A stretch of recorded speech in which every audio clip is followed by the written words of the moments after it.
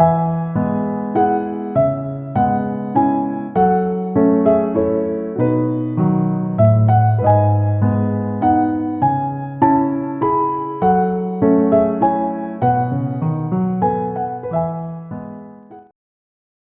everyone, today, we're diving into something many of us feel but may not totally understand: the difference between feeling lonely and simply being alone. Let's start with a big question. Why can some people sit alone happily while others feel isolated even in a room full of friends? The answer starts way back in our early development, yes, all the way back to infancy. Alone versus lonely, what's the difference? Being alone means, well, you're physically by yourself. But for many, being alone doesn't automatically mean feeling lonely. When we're emotionally healthy and secure in who we are, alone time can be refreshing, a chance for self-reflection, relaxation, and growth. Loneliness, on the other hand, is a feeling, a sense of isolation or emptiness, even if you're surrounded by others. Loneliness usually comes when we have unmet emotional needs. It can feel like a void inside, a place where we're looking for someone or something to fill us up. So, why is this important? Understanding this difference between being alone and feeling lonely is a big part of emotional maturity. It's about feeling happy and whole without needing others to validate us constantly. In other words, we're able to feel enough by ourselves. How do we learn this? This ability to feel enough starts when we're young. If children have nurturing and consistent relationships, they internalize this secure feeling, like a foundation inside them. Psychologists call this object constancy. It means that even if our loved ones aren't with us physically, we can still feel connected to them. This inner foundation helps us stay fulfilled, whether alone or with others. However, if someone grows up without this strong, consistent support, they may struggle with loneliness as adults. They might constantly seek reassurance from others, looking for something they didn't quite get growing up. How being alone can be fulfilling. For someone with a secure sense of self, being alone doesn't feel like a lack. It's more of a choice. Imagine this: a child playing in the same room as their parent. The child feels safe and content, not because they're talking to the parent, but because they just know the parent is there. This secure feeling helps the child, and later, the adult, understand that they can be okay on their own. When loneliness takes over. But loneliness? That's different. It's like an itch that never goes away because, deep down, there's an emotional need that hasn't been met. People who feel this way often depend on others or substitutes, such as various addictive activities or substances, to feel whole, seeking validation because they don't feel it from within. Then, how can we embrace alone time? So, the goal is to build a sense of self where being alone feels okay, even fulfilling. We don't need to chase after others to feel complete when we have inner security.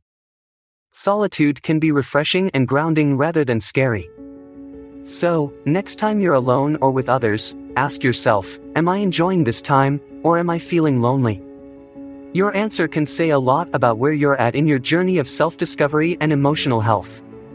You can rebuild your sense of self through various relationship-oriented, self-building mentors or mental health professionals. Thanks for watching, and as always, take care of yourself and embrace who you are, whether alone or with others. One's capacity to be alone without feeling lonely arises from a well-integrated sense of self that begins developing in infancy. Loneliness or being alone emerges as developmental achievements rooted in an individual's early sense of self and attachment. This distinction underscores an essential component of emotional maturity, the ability to feel fulfilled without necessarily depending on others for validation or comfort. Being alone refers to a physical state that, for emotionally mature individuals, does not necessarily evoke feelings of emptiness or lack. The ability to be alone without loneliness signals a stable self-concept and the internal resources required to self-soothe and find meaning. This ability often stems from early developmental milestones where the child consolidates feelings of ambivalence, positive and negative, toward themselves and others. When these emotions are well integrated, an individual grows capable of withstanding solitude, often seeing it as a time for self-reflection and personal growth. Loneliness, conversely, is an emotional state marked by a sense of isolation, even when in the presence of others. It reflects an unmet need for connection and a lack of inner resources to provide personal comfort and affirmation. Those who have unresolved developmental conflicts or unmet emotional needs may struggle with loneliness, seeking external sources for validation.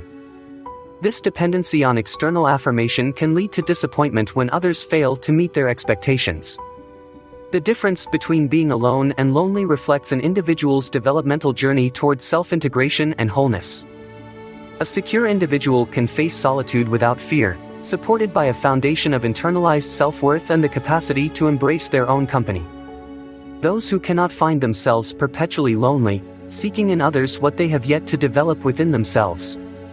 When individuals grow up with consistent and nurturing relationships, they internalize the capacity for what psychoanalysts call object constancy, which allows them to maintain an emotional connection to loved ones even in their absence.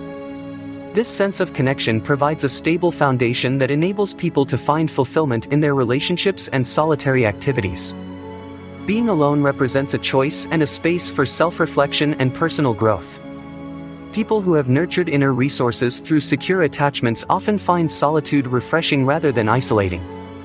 Winnicott discussed this sense of inner security as being alone in the presence of another. For instance, a child might play independently in the same room as their parent, feeling secure and supported by their mere presence. This experience teaches the child that they can feel whole and connected without directly engaging with others. Loneliness, in contrast, arises when there is a gap in this fundamental sense of connectedness. Individuals who have not internalized a secure sense of attachment may feel empty or anxious when alone, as they rely on external sources to fill their emotional needs. Loneliness is not merely a state of being without others. Still, it reflects a more profound lack of self-sufficiency and unresolved dependency needs that drive an insatiable search for external validation. Only when one has cultivated a secure inner world can one truly appreciate the value of solitude, transforming being alone into an enriching experience rather than a source of despair.